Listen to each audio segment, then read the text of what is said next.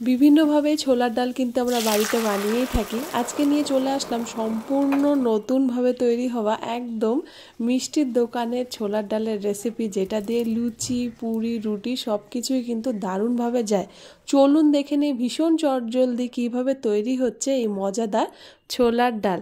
কি কি লাগছে সেটা আগে দেখিয়ে দিই।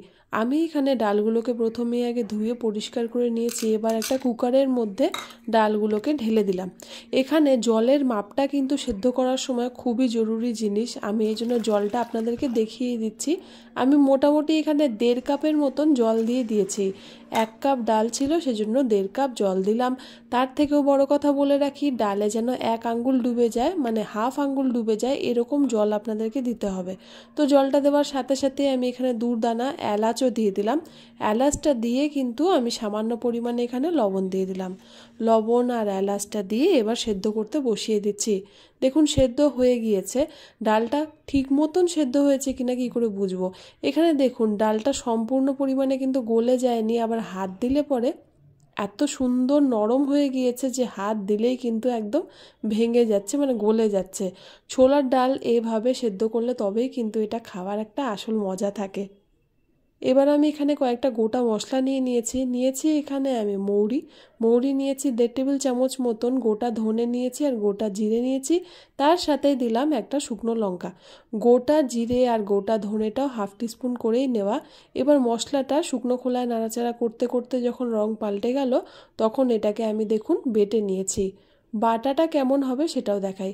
বাটাটা খুব বেশি মিহি গুঁড়ো হলে পরে কিন্তু খেতে একদমই ভালো লাগবে না। আচারের মশলা যেমন হয় তেমনভাবেই যদি এই ডালের মশলাটা আমরা বেটে নিতে পারি, তবে কিন্তু আসলেই খেতে মজা লাগে। এবার আমি এখানটায় কড়াইতে ঘি দিয়ে দিলাম। ঘিটা ভালো মতন যখন গলে গেল, তখন বাকি জিনিসগুলো এক এক করে দিচ্ছি। আপনারা যদি ঘিটা পছন্দ না করেন, তবে কিন্তু সাদা তেলেও অনায়াসেই রান্না করতে পারেন। আমি এখানে দেখুন একটা তেজপাতা, শুকনো লঙ্কা, তার সাথে গোটা মৌরি, আর তার সাথে দিয়ে দিলাম এখানে আদা কুচি, সব কিছু একসাথে দিয়ে এখানটায় নাড়াচাড়া করে নিচ্ছি। এভাবে আমরা এখানে চিনিটাও দিয়ে দিয়েছি। চিনিটা অবশ্যই দেওয়ার চেষ্টা করবেন, হাফ টিস্পুনের মতন। চিনিটা যখন গলতে শুরু করবে তখন কিন্তু দেখবেন ডালের মধ্যে একটা মিষ্টি মিষ্টি ভাব চলে আসে। ছোলার ডাল খুব বেশি ঝাল হলে খেতে ভালো লাগে না, একটু মিষ্টি ভাব থাকলে কিন্তু ডালটা খেতেও খুব ভালো লাগে।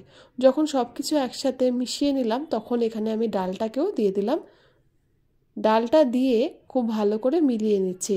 এখনো পর্যন্ত কিছু কিন্তু আমি এখানে দিইনি। এবার আমি এখানে সামান্য পরিমাণে একটু লবণ দিয়ে দিলাম, আর দিয়ে দিলাম 8 চা চামচের মতন হলুদ গুঁড়ো। ডালে হলুদ গুঁড়ো দেওয়ার সাথে সাথেই আমি এখানে ধনিয়া পাউডার দিয়ে দিলাম। সেটা দিচ্ছি এখানে 1 চা চামচের মতন। এই ডালটার মধ্যে আমরা জিরার গুঁড়ো একদমই ব্যবহার করব না। ফোড়নের মধ্যে বা মশলার যে গোটা মশলার গুঁড়োটা রয়েছে তার মধ্যে তো রয়েইছে জিরার গুঁড়ো, সেজন্য আলাদা করে আর আমি এখানে জিরার গুঁড়ো দিচ্ছি না। একটা কাঁচা লঙ্কা এখানে চিড়ে দিয়ে দিলাম।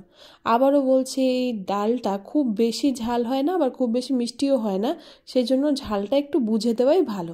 সব কিছু একসাথে মিলিয়ে নিলাম। মিলিয়ে নিয়ে ডালটাকে একটু ফুটিয়ে নিচ্ছি। ডালটা ভালো মতন একটু ফুটে গেলে তারপর এখানে এই গুঁড়ো করে রাখা মশলাটা দিলাম। যতটা মশলা আমি বেটেছিলাম সবটা কিন্তু দিলাম না। খুব বেশি মশলা দিয়ে দিলে ডালটা কিন্তু পরে খেতে আর ভালো লাগে না। সেজন্য মশলাটা দেওয়ার সাথে সাথে আমি এখানে দিয়ে দিলাম আরও 1.5 কাপ মতন গরম জল। এই ডালটা খুব বেশি ঘন করব না, সেজন্য গরম জল 1.5 কাপ দিলে পরে দেখবেন সব মশলার সাথে এর জলের স্বাদটা কিন্তু পরের দিকে খুব ভালোই লাগে খেতে। এবার 3-4 মিনিটের জন্য এটাকে ভালো করে আমরা ফুটিয়ে নেব। 3-4 মিনিট ঢাকা দিয়ে ফুটালে বেশি ভালো হয়। এখানে দেখুন ডালটা প্রায় আমাদের তৈরি হয়ে গিয়েছে। বেশ সুন্দর পাতলা একটা ডাল, দেখেই বুঝতে পারছেন। কিন্তু এই ডালটা যতক্ষণে খাবেন অনেকটাই ঘন হয়ে যাবে, তাই একটু বুঝে নামানোই ভালো। আমি এখানে গরম মশলা পাউডার দিয়ে দিলাম 1 টেবিল চামচের মতন। গরম মশলা পাউডারটা দেওয়ার সাথে সাথেই আমি এখানে খুব ভালো করে মিলিয়ে নিলাম। আর তার সাথে সাথেই শেষের দিকে যদি একটু ঘি দিয়ে দিতে পারেন তবে কিন্তু আরও ভালো হয়। আমি এখানে সামান্য পরিমাণে একটু ঘি দিয়ে দিয়েছিলাম। এবার আর কি পরিবেশন করুন গরম গরম ডাল, সেটা ফ্রাইড রাইস হোক, লুচি হোক কিংবা রুটি, সব কিছুর সাথেই কিন্তু দুর্দান্তভাবে যায়। বাঙালি ছোলার ডাল সাধারণত একটু অন্যভাবে তৈরি করা হয়ে থাকে, যেমন আমাদের বাড়িতে হয় আর কি। তবে একবার এভাবে বানিয়ে দেখতে পারেন, আশা করি বাড়ির সবার ভালো লাগবে। ধন্যবাদ।